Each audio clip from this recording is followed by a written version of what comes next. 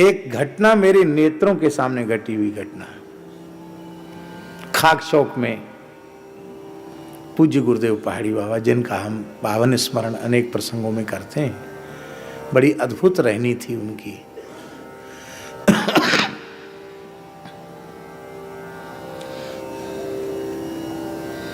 सर्वभूत हिते रताः के वे मानव प्रतीक ही थे।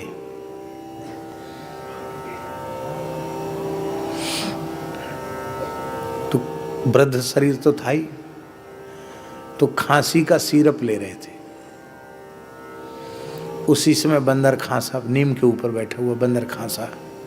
अच्छा बच्चा, तुमको भी खांसी हो गई, जुकाम हो गए? अरे छींक भी आ गई, छींक जुकाम भी हो गए?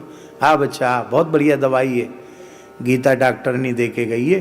अरे बच्चा, बहुत बढ़िया दवाई है। बंदर आया, पेड़ से उतर के पास बैठ गया। दवाई चाटोगे? बंदर कहता तो अच्छा, तबीयत ठीक है? आंखों देखी घटना महाराज जी। तो बंदर ने हाथ ऐसे बढ़ा दिया, महाराज जी ने ऐसी कलाई पकड़ी। अरे राम राम राम, ओहो, हे भगवान, हे भगवान, हे गोविंद, हे गोपाल, अरे राम राम राम, इसको तो बहुत तेज बुखार है।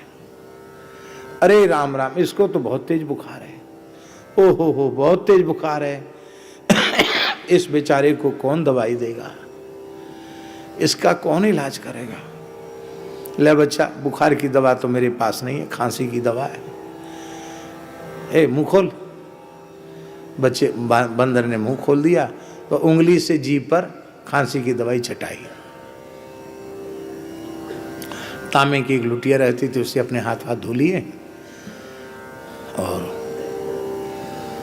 थोड़ी देर में कांपने लग गए। बोले बच्चा, हमको भीतर ले चलो, कोठरी में ले चलो। कंबल ओढ़ लिया, भीतर गए। तेज बुखार, केवल 10 मिनट में तेज बुखार।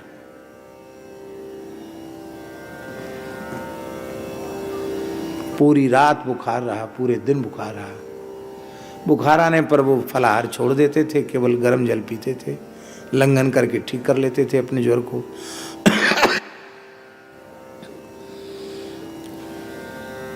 बाद में बोले, हमसे बोले देखो, बंदर की खांसी तो दवाई खाने से ठीक हो गई और बुखार हमने भोग लिया,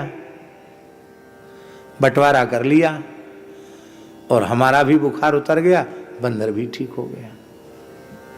अब सोचो, बंदर से उनका कौन सा स्वार्थ था और बंदर भला किसकी क्या सेवा करने वाला है।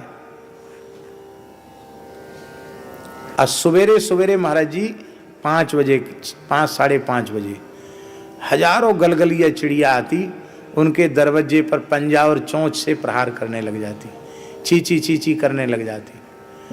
तो जैसे ही गेट अपना खोलते,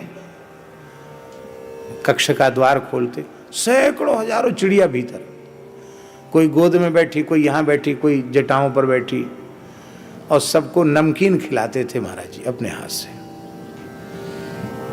तो बढ़िया गाय के घी का नमकीन प्राय तेल में ही लोग करते हैं, महाराज जी की लीला।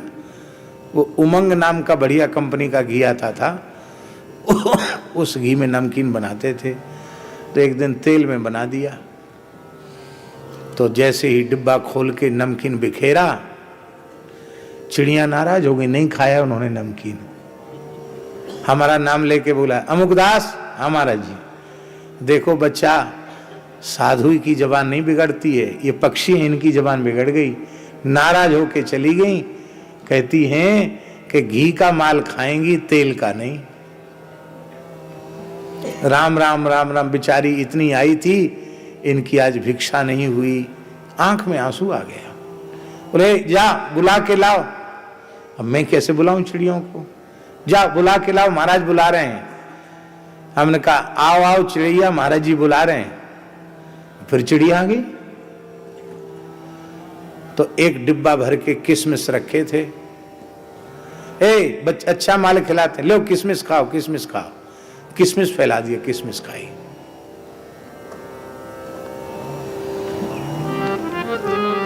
ये कितने लोगों की व्याधि को हमने देखा महाराज जी ऐसे सहज दया करके अपने ऊपर ले लेते थे।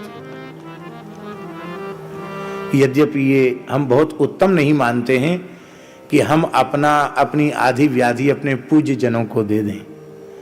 इसलिए मेरी तो प्रार्थना ये है कि अपने पूज्य जनों की सेवा ही, निष्काम सेवा ही करनी चाहिए।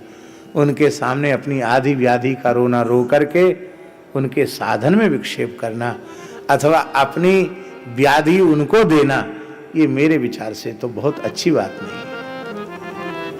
पर ऐसा होता है, करुणा अधिक होने के कारण ऐसा होता है। संचित क्रिय प्रारब्ध कर्म सवै जाए मुचि, सब कर्म छोड़ के चले जाते, कर्म बंधन से मुक्त हो जाता है। अब एक महाराज जी विशेष बात कह रहे हैं, अंतिम बात, भगवत रसिक अनन्य क्रिया त्यागे अपनी रुचि। ये शब्द सामान्य है लेकिन इसका अर्थ कितना गंभीर। क्रिया त्यागे अपनी रुचि, अपनी रुचि से क्रिया करना छोड़ दे।